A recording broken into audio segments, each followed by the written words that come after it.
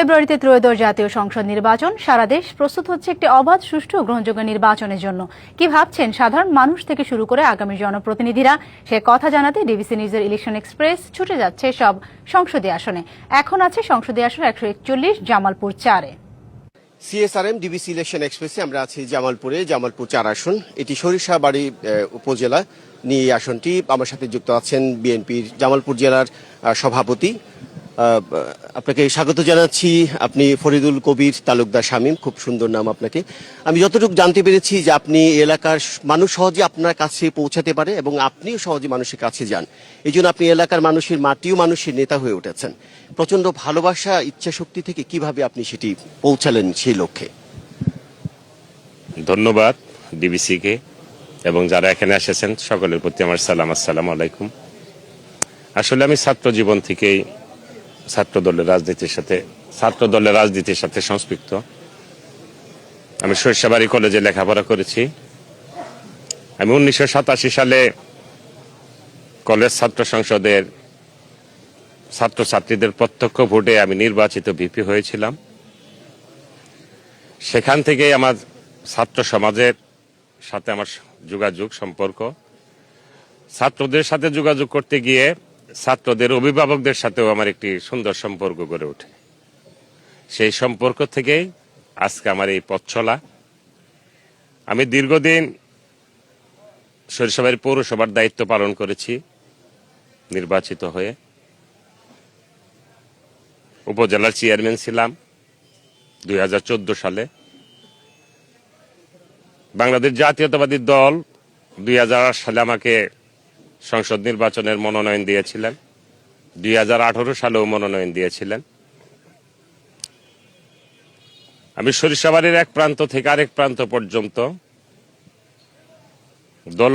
দলমতের ঊর্ধ্বে উঠে আমি সকলের সঙ্গে আমি মেলামেশার চেষ্টা করেছি। আপনি একজন নিবেদিত প্রাণ নেতা বিএনপির, যতটুকু জানতে পেরেছি আপনি টানা 15টি বছর আপনি এই জেলা সভাপতি দায়িত্ব পালন করেছেন। যদি আপনার এখানে কোনো কোন্দল নেই, আপনি একক প্রার্থী আছেন, কিন্তু আপনার যে অন্য কয়েকটা আসন আছে সেখানে আমি যারা মনোনয়ন পায়নি তারা ক্ষোভের আগুনে পড়ছেন। আপনি একজন অভিভাবক হিসেবে তাদের সাথে বসবেন কিনা যাতে সবাই মিলে আপনাদের বিএনপির পক্ষে কাজ করে এবং যে নেতা নির্বাচিত প্রার্থী হচ্ছেন তার পক্ষে কাজ করে? আপনি জানেন বাংলাদেশ জাতীয়তাবাদী দল একটি বৃহৎ সংগঠন। এই দলের একাধিক প্রার্থী, 3-4 জন প্রার্থী এবং অন্য কিছু কিছু জায়গায় 7-8 জন পর্যন্ত প্রার্থী রয়েছে। সেখানে আমাদের বাংলাদেশ জাতীয়তাবাদী দল এবং জাতীয়তাবাদী দলের ভারপ্রাপ্ত চেয়ারম্যান সাহেব সকলের সঙ্গে সমন্বয় করে মাঠ পর্যায়ে যাচাই করে উনি দল মনোনয়ন দিয়েছেন।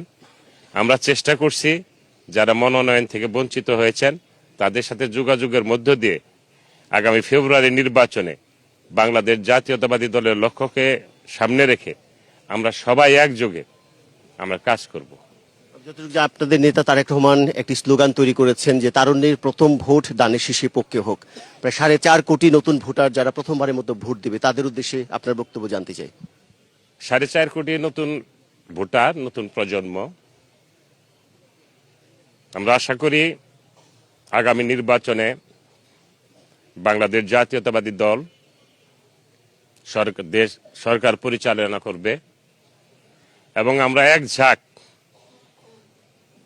তরুণ মাঠকর্মী রয়েছি যারা আমরা তারেক রহমানের নির্দেশে আগামী দিনে একটি বসবাসযোগ্য আমরা দেশ গড়ে তুলব, যেখানে নতুন প্রজন্ম স্বস্তিতে থাকবেন, লেখাপড়া করবেন, তারা স্থায়ীভাবে বিদেশে থাকার কোনো চিন্তা করবেন না। আপনার স্বপ্নের সরিষা যে উপজেলা, এই এলাকাটা উপজেলা, সেই সরিষাবাড়ি উপজেলাটাকে কিভাবে গড়ে তুলবেন যদি আপনারা নির্বাচিত হন?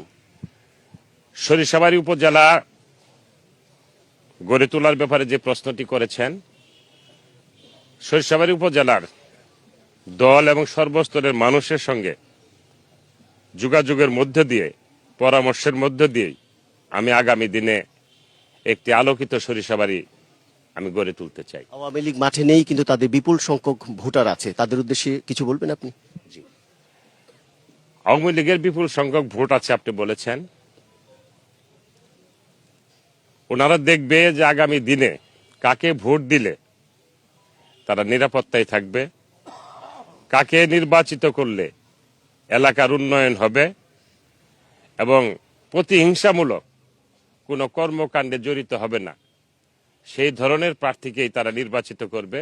সেই দিক থেকে আমার বিশ্বাস যে আমি দীর্ঘদিন যাবৎ সরিষাবাড়ির মানুষের সঙ্গে মেলামেশার মধ্য দিয়ে আমি যেটা অনুধাবন করতে পেরেছি যে দলমত নির্বিশেষে সরিষাবাড়ির উন্নয়নের স্বার্থে 31 দফা বাস্তবায়নের লক্ষ্যে আগামী দিনে আমাকে এবং ধানের শীষের প্রার্থীকেই ওনারা নির্বাচিত করবেন, এটা আমি মনে করি, বিশ্বাস করি। আপনাকে অনেক অনেক ধন্যবাদ আমাদের সাথে সংযুক্ত হওয়ার জন্য। শুনছিলেন যে মাটি মানুষের নেতা সরিষাবাড়ির, উনি কিভাবে কাজ করবেন এবং এখানকার যদি নির্বাচিত হন তাহলে স্বপ্নে সরিষাবাড়ি কিভাবে গড়ে তুলবেন।